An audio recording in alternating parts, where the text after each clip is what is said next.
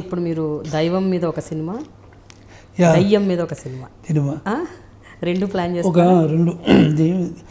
మన ఇంకోటి కూడా ప్లాన్ చేస్తున్నట్టున్నారు. పుట్టపర్తి సత్యసాయిబాబా అండి, అది అయిపోవచ్చింది.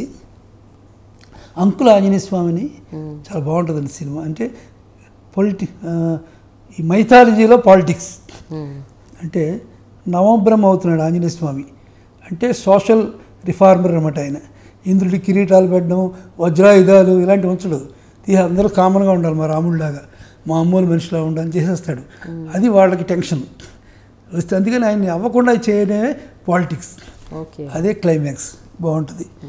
అలాగే ప్రపంచ బంద్ అని మెడిసిన్ మీద చేస్తున్నాం. అంటే ఈ రోజుల్లో మెడిసిన్ అనేది ఎంత డేంజరు, దానిలో ఎలా ఎక్స్ప్లైట్ చేస్తున్నారు అనేది బాగుంటుందండి సబ్జెక్ట్. నెక్స్ట్ విచిత్రమైన నా ఎక్స్పెరిమెంట్ సినిమా చింత చెట్టు. అంటే సాధారణంగా దెయ్యాలు మనుషుల్ని డిస్టర్బ్ చేస్తాయి, అది న్యాచురల్. ఒక చింత చెట్టు మీద ఉన్న ఒక దెయ్యాల ఫ్యామిలీని మనుషులు ఎలా డిస్టర్బ్ చేశారు అనేది బాగుంటుందండి. అది ప్రతి ఊర్లో చింత చెట్టు ఉంటుంది, చింత చెట్టు మీద దెయ్యం ఉందని అందరికీ నమ్మకం. కానీ అది సైంటిఫికల్గా కరెక్ట్ కాదు. ఆక్సిజన్ కోసం, కార్బన్ డైఆక్సైడ్ కోసం కథ. అది చాలా బాగుంటుందండి కథ. అది ముందు వర్కౌట్ చేస్తున్నాం. ఇంకోటి, ఒక విలేజ్ వెళ్ళిపోయి అక్కడ క్యారెక్టర్స్ తోటి సినిమా తీయాలి అనేది ఒక ప్లాన్ చేస్తున్నాం. అంటే విలేజ్ సెలెక్ట్ చేసాం, మా టీం వెళ్ళారు. అక్కడికి వెళ్ళాక అక్కడ క్యారెక్టర్ని సెలెక్ట్ చేసి నేను వెళ్ళి చూసుకొని ఆ సినిమా ఒక 20 డేస్లో తీస్తామండి. అది బాగుంటుంది సరదాగా. దీన్ని ప్రమోట్ చేసే ప్రొడ్యూసర్లు కూడా ఉన్నారండి బాగానే. We're doing it. ఏదైనా మనకి స్పిరిట్ లేకపోతే ఏది చేయకూడదండి. రొటీన్ లైఫ్ను మాత్రం నేను అసలు ఎంకరేజ్ చేయను. రొటీన్ లైఫ్ అసలు తినడం కూడా రొటీన్గా ఉండకూడదు, అది కూడా డిఫరెంట్గా ఉండాలి అనేది డిఫరెంట్గా ఉండాలి, మాట్లాడేది రొటీన్గా ఉండకూడదు అనేది నా ఫీలింగ్ అండి అంతా కూడా. ఫైనల్గా సార్, మీరు అన్ని విషయాల్లో అప్డేట్ అవుతున్నారు, సినిమాలు తీయడం దగ్గర నుంచి, ఆలోచన దగ్గర నుంచి, టెక్నాలజీ విషయంలో, అన్ని విషయంలో. కానీ మీరు ఒక విషయంలో మాత్రం అప్డేట్ అవ్వట్లేదు.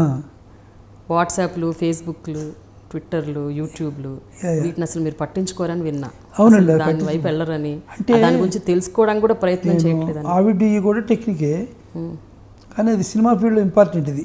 అందుకని అది నేర్చుకొని నేను చేశా. బట్ మీరు చెప్పినవి అన్నీ ఉన్నాయి కదా, మా అసిస్టెంట్లు వీళ్ళందరూ ఉంటారు చుట్టూ, వాళ్ళందరూ కూడా దాన్ని ఎప్పటికప్పుడు ఇమీడియట్గా నేను చేయాలంటే గంట పడితే వాడు 10 నిమిషాల్లో చేస్తారు. మా పిల్లలు అయితే 2 నిమిషాల్లో చేస్తారు. బట్ మీకు ఇంట్రెస్ట్ కూడా లేదని విన్నా నేను. ఇంట్రెస్ట్ ఉంది, తెలుసుకుంటాను ఏది ఏంటి అని ఇంట్రెస్ట్. అయ్యో, ఒక టెక్నిక్ని మనం అవాయిడ్ చేయాలి. బట్ మీరు యూజ్ చేయదలుచుకోలేదు. యూజ్ చేస్తాను, కానీ నా టైం వేస్ట్ చేయకూడదు దాని మీద. అంతేనా?